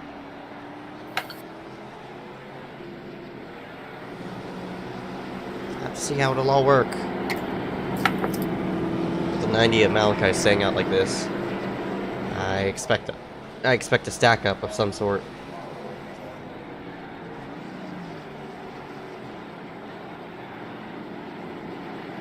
One to go this time. So this will be 26 to go at the line. Malachi will choose the bottom. And I'll put Brinkley up top in second, Sylvia third, DeAngelis fourth, and Hobbs, Urich, Frimpong, and Tabor. You see him there in the background trying to catch up to the field. Jake Sylvia, the only car in the field with a front clip still, besides Malachi, but of course the 90 without a hood. And we'll see which one of these damaged cars prevails this time. Malachi can hold back the restart. Green, green, green. And Brinkley still got an even restart with him. You beat him to the line. I don't think he's going to get a black flag to that. He didn't, like, jump the restart. Oh, Sylvia, he got a really bad turn 1 and 2. And we saw the contact earlier between him and DeAngelis. Those two are going to go at it again here. There you go. And around goes Sylvia. Oh, there, yep. All right, man. Caution. And there's the caution again. Yeah, those two not thrilled with each other at all. Brinkley got the lead out of all of that, and that's going to send... I'm sure Sylvia's going to go back down pit road for new tires, but he's going to probably restart in last place now. And at this point, even in an 8-car field, making up 7 spots is only about 20 laps. Not an easy thing to do. And...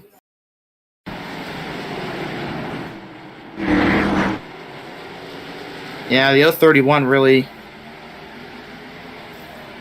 yeah. They're bound to make contact. I mean, Sylvia's trying to pinch as much as he can. You know the frustration between himself and DeAngelis. And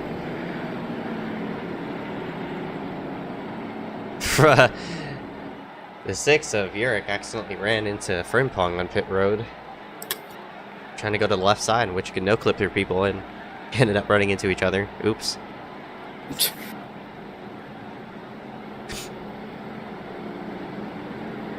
Yeah, that's got to be really upsetting for Sylvia with all the laps he's led tonight after winning the pole. I mean, that's a rough way to have it end, potentially. I mean, there's still going to be about 20 laps to go on the restart, but with this few laps left, it's going to be really difficult to try to get that track position back at this point.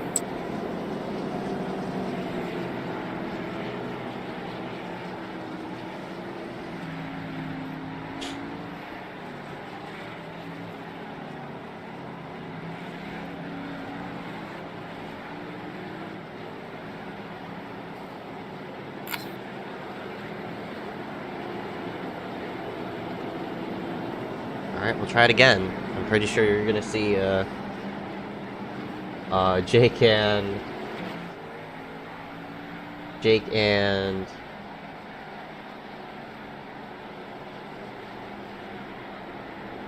DeAngelis meet again.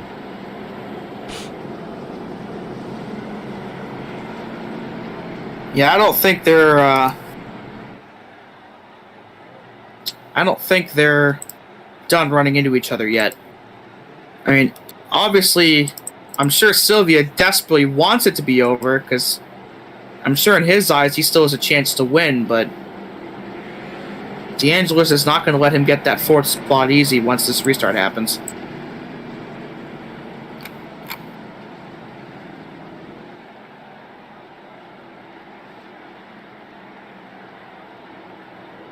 Here we go. Only one, or actually still a couple of cars left. With front ends somehow.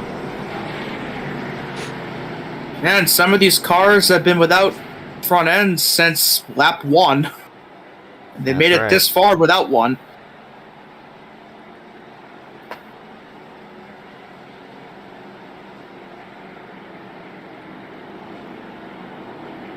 So we'll have 19 to go at the line. Brinkley, Malachi, Hobbs, DeAngelis, Sylvia, Frimpong, Urich, and Tabor. How they will line up this time.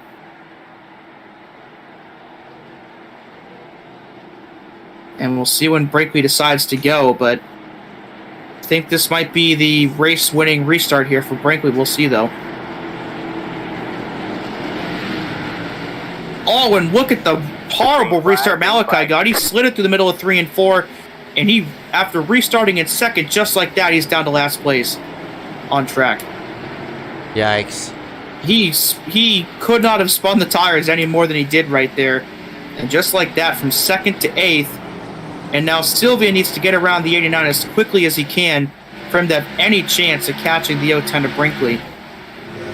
And he's going to dive it in there into 1, but can't quite get the nose under.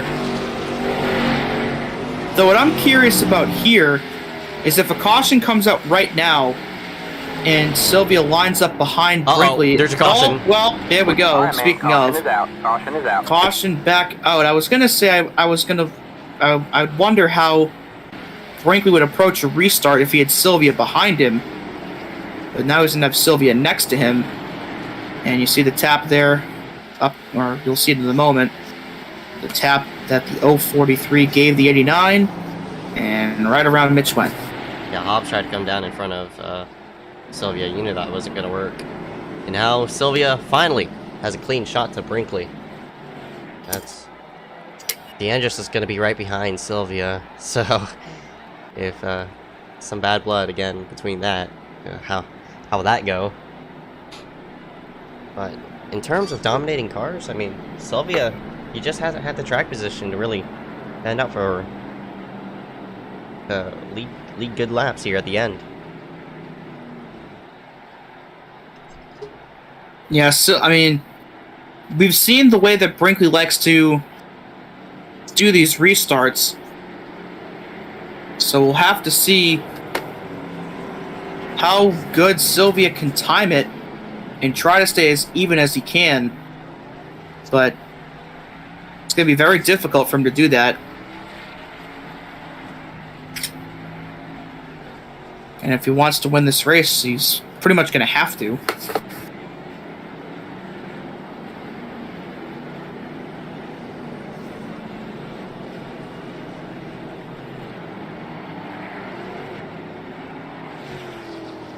All right.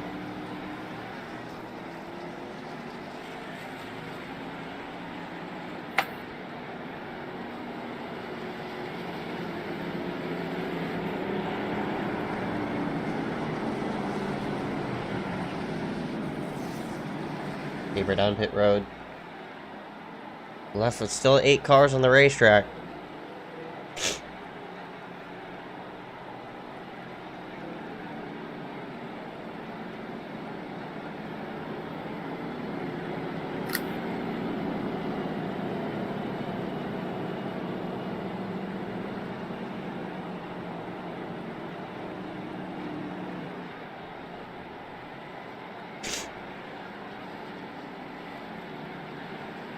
So the pace car lights are on.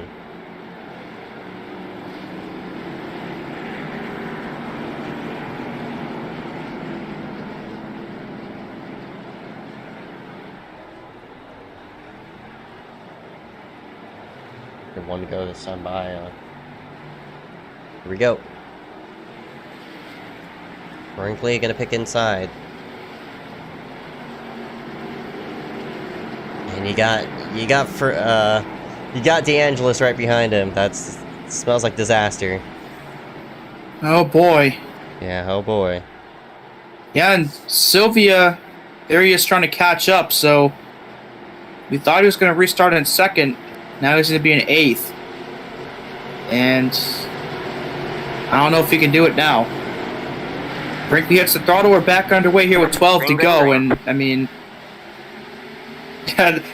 that's almost unfair at how good of a restart he got and how poor of a restart everybody else got. I mean, it almost looks like a video game maneuver. Well, I mean, technically, I guess this is a video game, but... Oh, win! Frimpong gets a tap from Malachi, and Malachi gets a tap from Mitch, right, and here we go again. Caution's back out. And Sylvia went from... I don't know from where. He went from last to third. He So here we go. The entire wreck. So now this is going to be interesting because now Brinkley, I was just explaining how he likes to time his restarts and how almost unfair it is with the advantage he gets compared to everybody else. Now he's going to have Sylvia behind him for this next one. And it'll be interesting to see if he decides to time it differently, knowing that he's there. But the way that he's able to perfectly point his car and hammer the throttle right on corner exit to get that huge jump, and it's very difficult for anybody else to time that right, and it creates a really big advantage that's hard to top. I mean, it's a really, really great maneuver, and we'll see if he can win the race with it here on this next restart.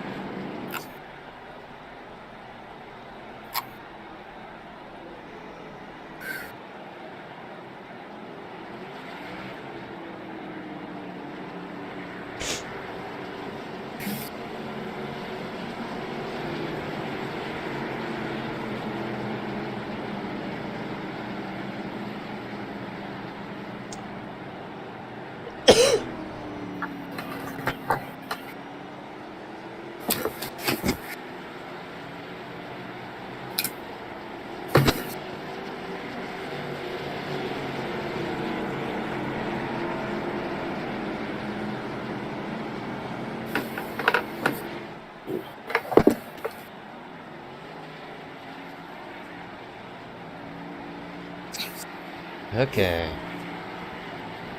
I didn't get the 1 to go, so looks like it'll be a 6 to go restart. Gonna be a late race restart regardless. I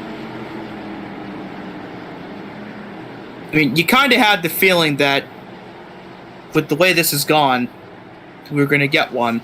Yeah. I don't know how many cautions we had. I want to say it's been about 15. Oh, it's 20. Or 20. Oh, wow. I think it's So more than, we've eclipsed the amount we had at Bristol. But luckily, I think Bristol cautions are they're more I think they take up more laps. yeah. Yeah, we had 18 cautions at Bristol. We're gonna have 20, maybe 21 here tonight. Yeah, I don't think we're done with the cautions yet. Oh, no way. Gonna add on green and checkers as well, so. Sylvia's now in third. All he has to do is just get a good enough restart to pass DeAngelis, but you know how DeAngelis is gonna treat Silvio. Yeah, like I was saying before, we see the jumps that Brinkley gets. I just wonder if he'll do anything different knowing that Sylvia's there, because I'm sure that Sylvia will try to get as much of a jump as Brinkley does. And looks like it's no. Sylvia does get an advantage, though, and he'll easily get by Frank, but Urich spins behind them. He locks the tires down. No caution as we hit 6 laps to go. This is Sylvia's chance here to try to catch that 0-10 and try to get the lead back. He knows he's the cleaner and faster car through. Now he has 5 laps to make something happen. Urich looks like now rolls himself forward. Unfortunately, he's not going to pick up as many positions as he'd like to. Sylvia needs this to go green now. If a caution comes out, I think that's going to end it for him. That's right. Because you know, it takes a couple of laps to, catch back up to the back end of Brinkley. Yeah, he's within reaching distance. Yeah, he got a bit loose, but he's still within reaching distance here. I think he's probably going to have to send it every single corner to try to make up just as much ground as he can. And he's going to have 3 laps to get it done. We'll see if he can do it, though. He won the pole, and he led so much of the first half of this race. He has the least amount of damage of anybody on track. I mean, the advantage, in theory, should be with him. But we know how strong Brinkley is at these tracks, and despite the damage he has, that car has still been really strong out front. And it's down to 2 laps to see if Sylvia can make it happen. And he's definitely closing in on that 0-10. Oh yeah, he's there. He's definitely there. He has the chance to send it in the white, as long as he keeps his nose close enough. Here we go. This is White flag is out at Martinsville. It's been a demolition derby to say the least tonight. But here we have the 2 fastest cars in tonight's race. Bumper to bumper here for the win. Sylvia has closed the gap here on Brinkley. And into turn 3 for the final time. It's going to take a Herculean send from Sylvia. Here he he gives comes. the bumper to Brinkley. And out of turn 4, they're going to be side by side to the line. And it's going to go. my I don't even know who gosh. got that. I do not know who got that. It is Blaze Brinkley by 1/1000th of a second. That is the closest finish in league history. A single thousandth. How did Brinkley hold on? I cannot believe he held on like that. But not only that, you mentioned it, closest finish ever in ACOG/iScar history. Holy, how did he do that? What?